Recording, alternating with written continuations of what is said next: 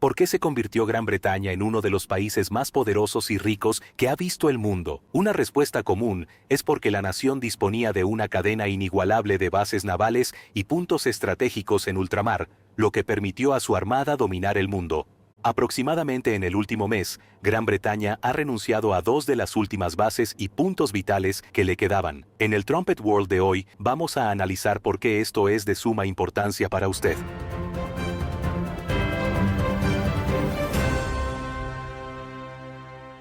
El dominio naval de Gran Bretaña, establecido gracias a su cadena de bases de ultramar, hacía extremadamente difícil para otros países menores emprender operaciones marítimas o comerciar sin al menos su consentimiento, escribió el historiador Paul Kennedy. Puede que Gran Bretaña ya no domine los océanos del mundo, pero la propiedad de estas bases y puntos de estrangulamiento sigue teniendo una importancia crítica. Vivimos en una era de lo que Rose George denominó interdependencia extrema en su libro El 90% de todo. Casi ninguna nación es ahora autosuficiente, escribió. Y el título de ese libro viene del hecho de que el 90% del comercio mundial viaja por el océano. En el Reino Unido, el 95% de los productos que utilizamos proceden del extranjero. Los petroleros oceánicos transportan el 60% del petróleo mundial. Gran parte de este comercio pasa a través de puntos angostos o está controlado por bases de ultramar.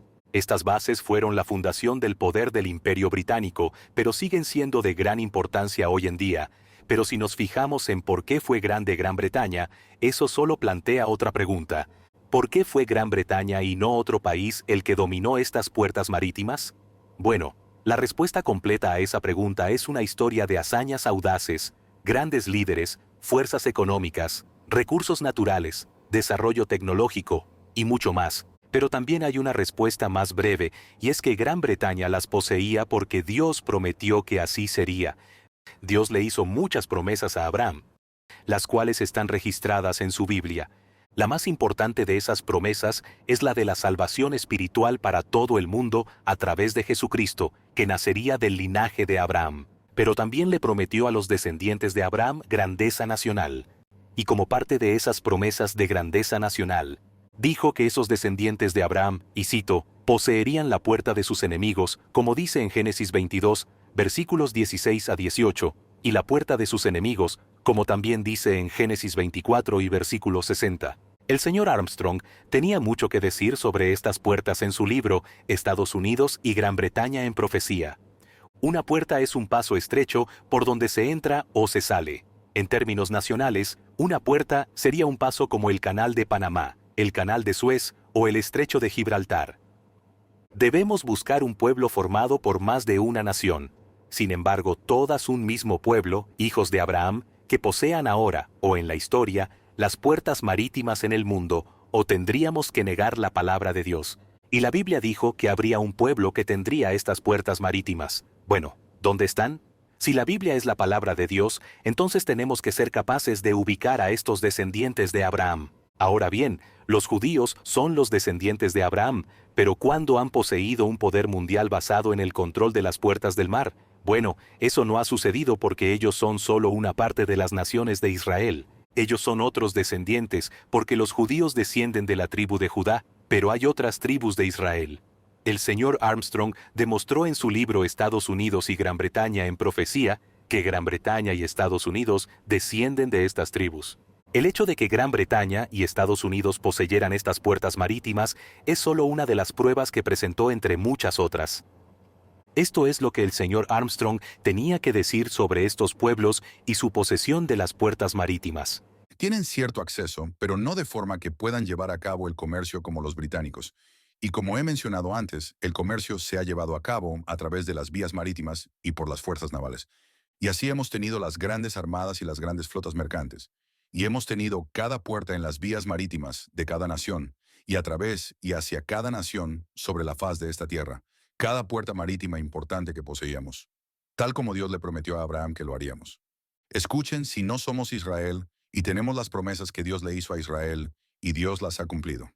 Quiero decirles que este folleto, Estados Unidos en profecía, es algo que ningún ateo puede refutar. Es una prueba positiva de que la Biblia es la mismísima palabra de Dios. Entender estas puertas marítimas es algo más que entender. Comprender estas puertas marítimas es algo más que entender la historia del mundo. Se trata de algo más que de entender la base y los cimientos del poder británico y cómo las naciones suben y bajan, aunque todas esas son razones importantes para entender estas puertas marítimas. Pero como el señor Armstrong dijo allí, entender esto puede apuntarlo a Dios también, y mostrarle el poder de Dios en los acontecimientos mundiales y cómo Él está controlando estos acontecimientos, cómo Él está trabajando en el mundo. Y el señor Armstrong también hizo una predicción clara y audaz, basada en la Biblia, de que Gran Bretaña y Estados Unidos perdería el control de las puertas marítimas. De nuevo, en Estados Unidos y Gran Bretaña en profecía, escribió: hemos perdido la mayoría de ellas. El Canal de Panamá fue la más reciente y parece que Gibraltar no tardará en perderse también. En Deuteronomio 28 y versículo 52, Dios le advirtió a estos descendientes de Israel que si le desobedecían, entonces estarían lejos de poseer las puertas de sus enemigos. Y esos enemigos pondrán sitio a todas tus ciudades. Entonces, cuando Gran Bretaña renuncia a estas bases, no estamos simplemente entregando el poder mundial o haciéndonos a nosotros mismos y al mundo entero menos seguros, estamos siendo maldecidos por desobedecer a Dios, y dos de las puertas marítimas más importantes que le quedan a Gran Bretaña son el Estrecho de Gibraltar y las Islas Chagos, y Gran Bretaña las ha cedido efectivamente en las últimas semanas. El Reino Unido, la Unión Europea y Gibraltar anunciaron el 11 de junio un nuevo acuerdo que establece una nueva relación posterior al Brexit entre la Unión Europea y Gibraltar.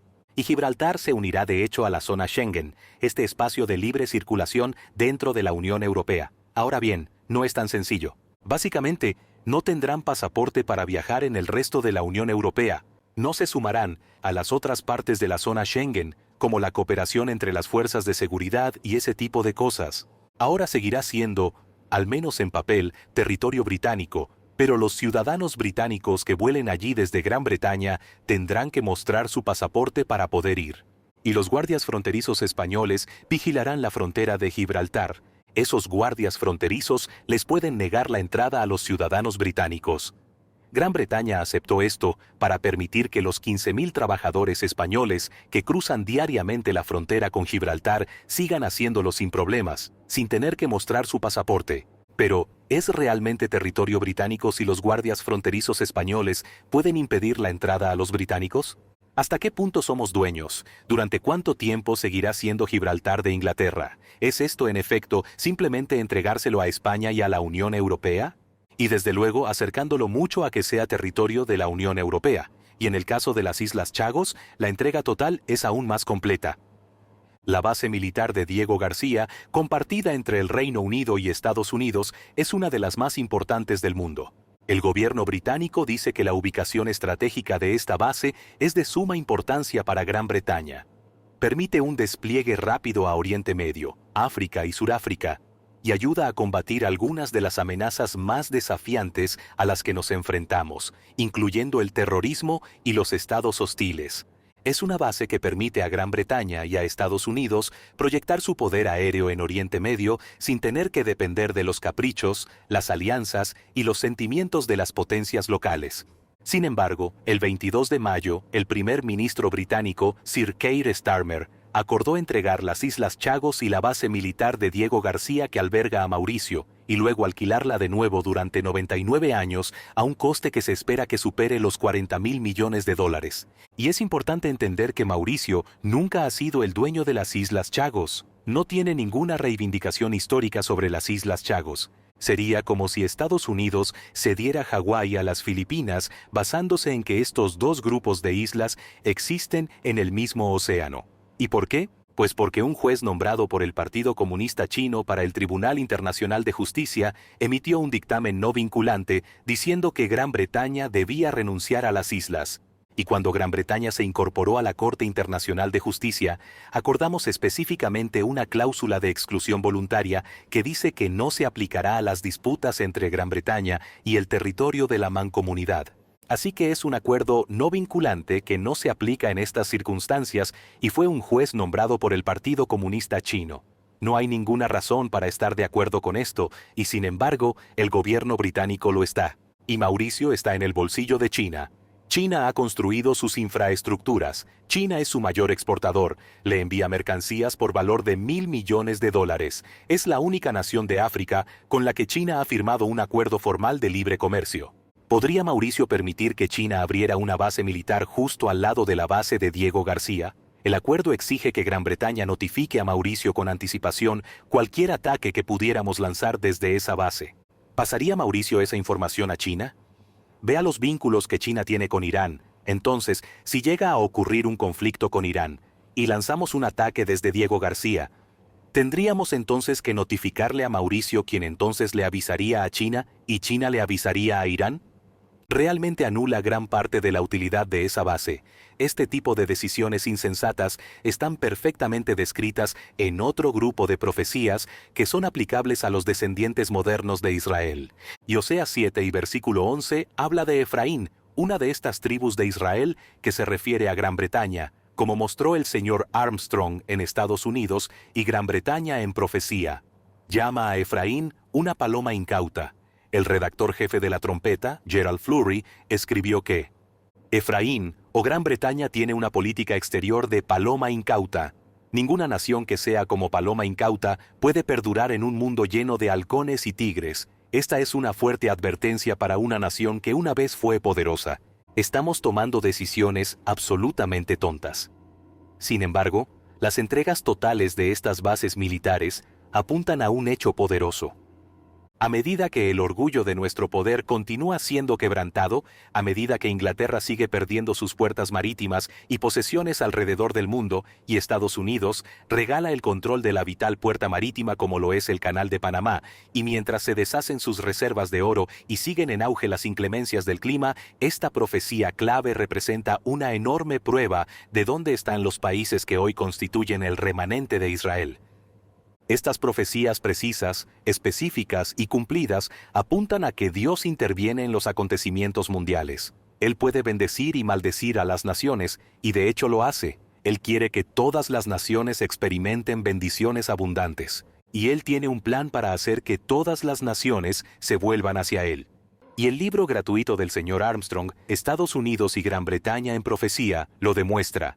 Hace pronósticos y explica por qué esto muestra el plan de Dios para Gran Bretaña, para los Estados Unidos y para el mundo. Estaremos encantados de enviárselo. Puede conseguirlo en nuestra página web, latrompeta.es. Haremos una breve pausa y volveremos enseguida.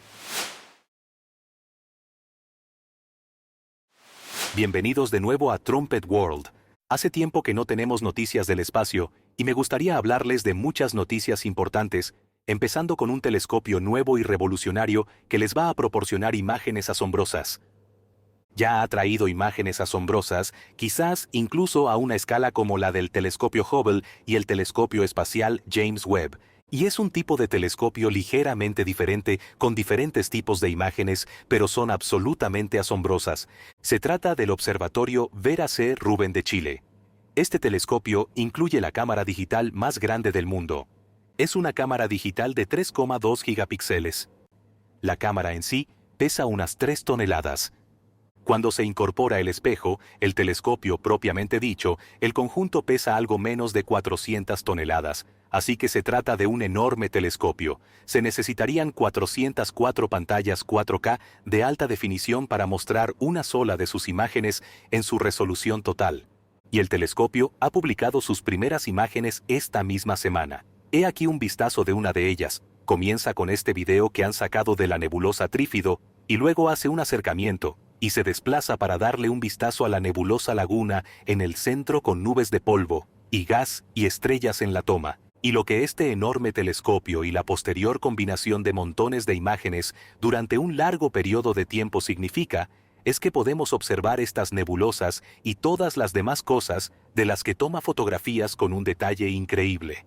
Esta imagen está hecha a partir de 678 imágenes que se tomaron en el transcurso de 7 horas de observación de esta nebulosa y muestra mucho de lo que antes era invisible. Ahora bien, esto se encuentra en Chile. No está en el espacio, pero al menos es una zona muy elevada con aire seco y muy claro, y no es posible llevar aparatos tan pesados y voluminosos al espacio. Esta es otra imagen que se publicó. Esta se compone de más de 1000 imágenes y muestra alrededor de 10 millones de galaxias, y se cree que el telescopio acabará fotografiando 20.000 millones de galaxias. Muchas de ellas serán nuevos descubrimientos, y muchos de los objetos que aparecen incluso en esta fotografía nunca han sido fotografiados antes. Son poco brillantes como para haber sido captados. Pero una de las cosas para las que realmente está diseñado este telescopio es para detectar cambios al fotografiar continuamente el mismo lugar del cielo nocturno. Y el detalle que capta puede hacerlo ideal para detectar pequeños cambios. Así que va a fotografiar continuamente el cielo del sur cada pocas noches y luego comparará la imagen y revelará estos cambios. Va a generar 20 terabytes de datos por noche. Avisará a los científicos o enviará una alerta en un lapso de 60 segundos cuando detecte algo que se mueve o algo que cambia.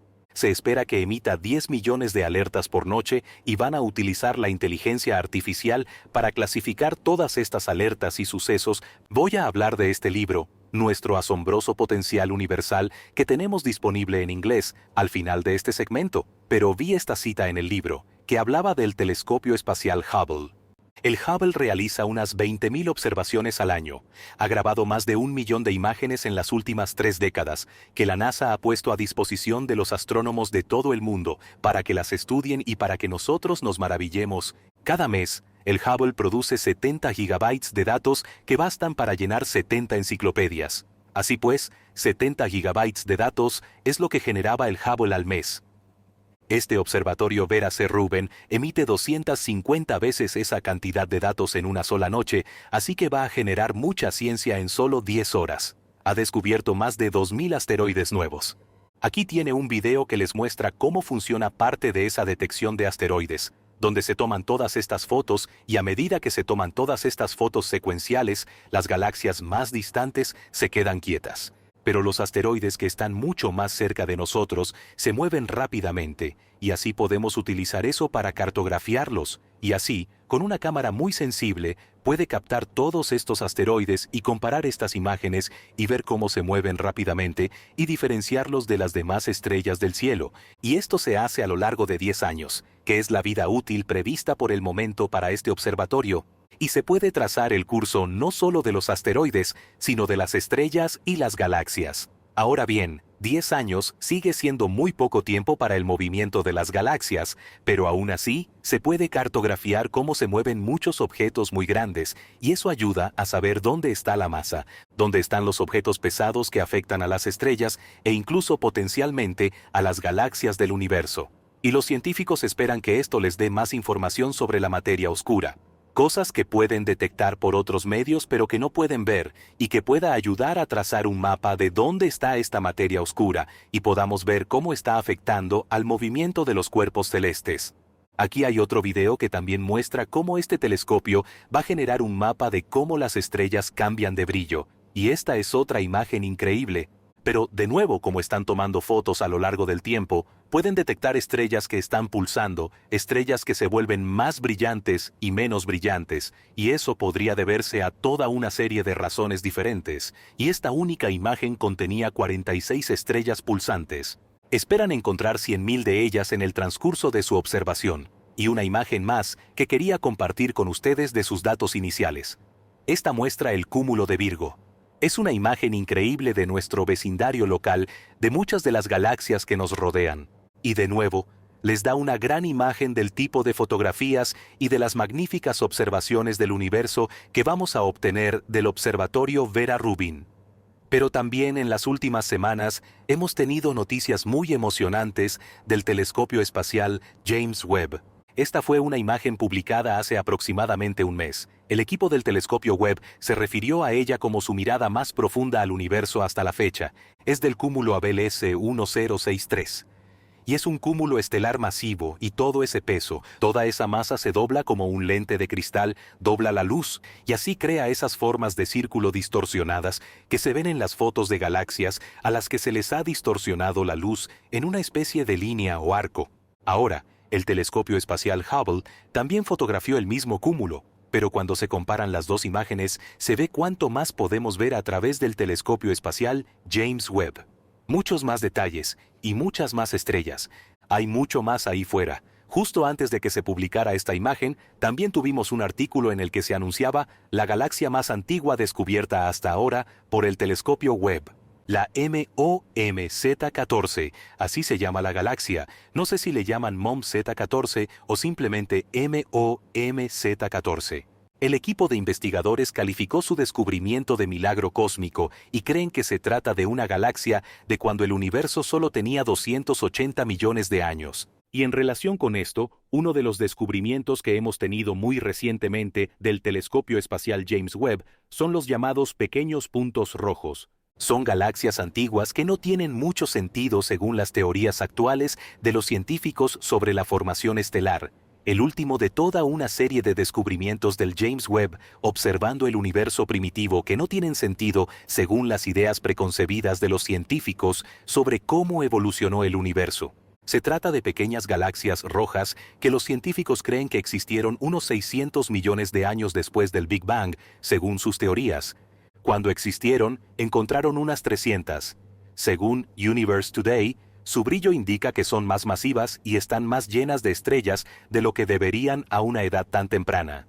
Nuestros modelos sugieren que no hubo tiempo suficiente para que crecieran tan masivas, y ha habido muchos resultados como este del telescopio James Webb que no concuerdan con esta idea de que son como una gran explosión y luego una nube de polvo que luego se asienta y evoluciona gradualmente hacia el universo que vemos hoy.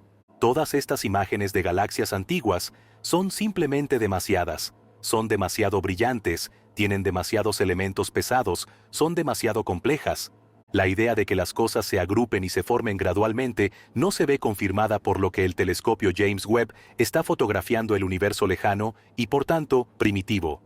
Y se han quedado realmente perplejos ante estos pequeños puntos rojos. Y desde su descubrimiento, creo que en marzo fue cuando obtuvimos algunos de los primeros documentos, ha habido más y más documentos hablando de eso que simplemente no han sido capaces de resolver el problema. Así que una idea, por ejemplo, sobre cómo se volvieron tan brillantes es que tal vez había agujeros negros supermasivos en el centro y por la razón que sea, que estos se estaban formando de una manera que no entendemos del universo primitivo, pero los agujeros negros supermasivos emitían mucha luz porque los agujeros negros supermasivos pueden hacerlo, no porque los propios agujeros negros brillen.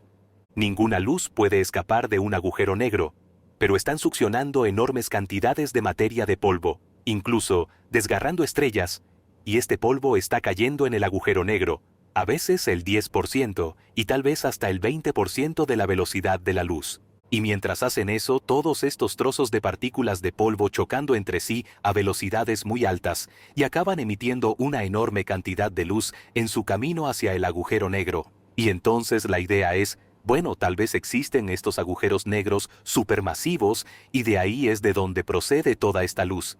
El problema es que los agujeros negros producen rayos X y no pueden encontrar ninguno saliendo de estos pequeños puntos rojos. Y entonces tuvieron una idea de cómo se podían tener agujeros negros supermasivos sin rayos X. En determinadas circunstancias, estos rayos X podrían ser absorbidos y luego readmitidos como rayos X de energía mucho más baja. Pero un estudio realizado en mayo lo descartó. Así que estos pequeños puntos rojos siguen siendo un misterio. ¿Cómo llegaron a ser tan brillantes para lo que debería ser una etapa muy temprana y la llamada evolución estelar? Es realmente emocionante observar el cielo. Para obtener estos descubrimientos, tenemos un nuevo telescopio que nos proporcionará más imágenes increíbles, más imágenes de campo profundo del James Webb al telescopio espacial. Y entonces realmente lo que hacen todos estos misterios es apuntar a Dios y están simplemente mostrando su obra, mostrando lo que ha creado y toda su belleza. Pero luego, al ver el universo primitivo y descubrir que no se ajusta a esta idea del Big Bang y la evolución, todo señala a Dios como el creador. Y esto no es una sorpresa. Estuvimos publicando artículos antes del lanzamiento del telescopio James Webb diciendo que esperaran que esto ocurriera. Esperen que los científicos se sientan confundidos por algunos de estos resultados procedentes del universo primitivo, ya que apunta de nuevo a Dios. Y viendo todas estas imágenes, estamos viendo nuestro potencial. Así que estamos viendo el universo en detalle. Estamos viendo nuestro futuro. Y David se preguntó famosamente, ¿qué es el hombre? Para que tengas de él memoria. Y el Hijo del Hombre, para que lo visites. Y Pablo retoma la pregunta de David, Hebreos 2 y versículo 8, y dice, todo lo sujetaste bajo sus pies. Dios ha puesto todas las cosas en sujeción bajo el hombre, y la versión Moffat traduce todas las cosas como el universo. Dios ha puesto el universo bajo el hombre. En su libro, El increíble potencial humano, Herbert Armstrong escribió: en otras palabras, para aquellos que están dispuestos a creer lo que Dios dice, el mismo Creador nos está señalando que Él ha decretado que el universo entero, con todas sus galaxias, con sus innumerables soles y planetas, todo será puesto bajo dominio del hombre. Por supuesto, Hebreos 2 continúa diciendo que aún no está puesto bajo la sujeción del hombre. El hombre no gobierna el universo actualmente. Somos bastante insignificantes como seres humanos de carne y hueso ahora mismo en términos del universo, pero ese es el plan de Dios. Eso es lo que Dios quiere darnos. Y Hebreos 2 y el versículo 8 no es una escritura aislada. Hay muchos pasajes que revelan claramente que el plan de Dios para la humanidad incluye todo el vasto universo, y Dios nos está dando una mejor visión de ese universo ahora mismo. En el 2009, el señor Flurry dio un discurso de graduación a los estudiantes del Herbert Armstrong College y habló sobre el Hubble. Habló de la forma en que apunta a Dios, pero de la forma en que Dios quiere que nosotros seamos capaces de ver estas imágenes ahora mismo. La forma en que Dios quiere darnos una visión del universo. Esto es lo que dijo. Ahora vean, les diré por qué creo que todo esto no es una coincidencia. Porque la IDF estaba enviando su mensaje más o menos al mismo tiempo que el Hubble enviaba el suyo. Estamos viviendo tiempos muy peligrosos, los tiempos más peligrosos que ha habido en esta tierra. Tiempos negros y oscuros en los que la supervivencia humana está en mucho peligro y no sobreviviríamos si no fuera por un gran Dios que está ahí fuera. Simplemente no sobreviviríamos.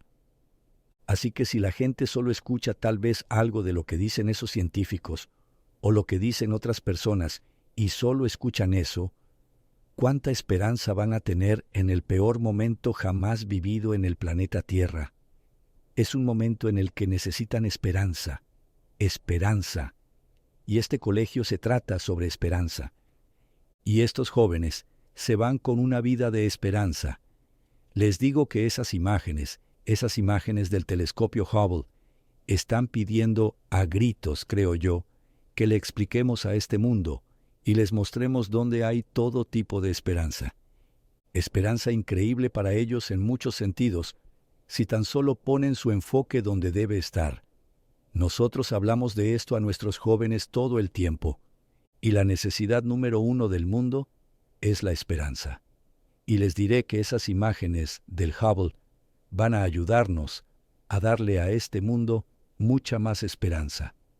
Dios nos da este tipo de imágenes para darnos más esperanza y para que podamos difundir un mensaje de esperanza.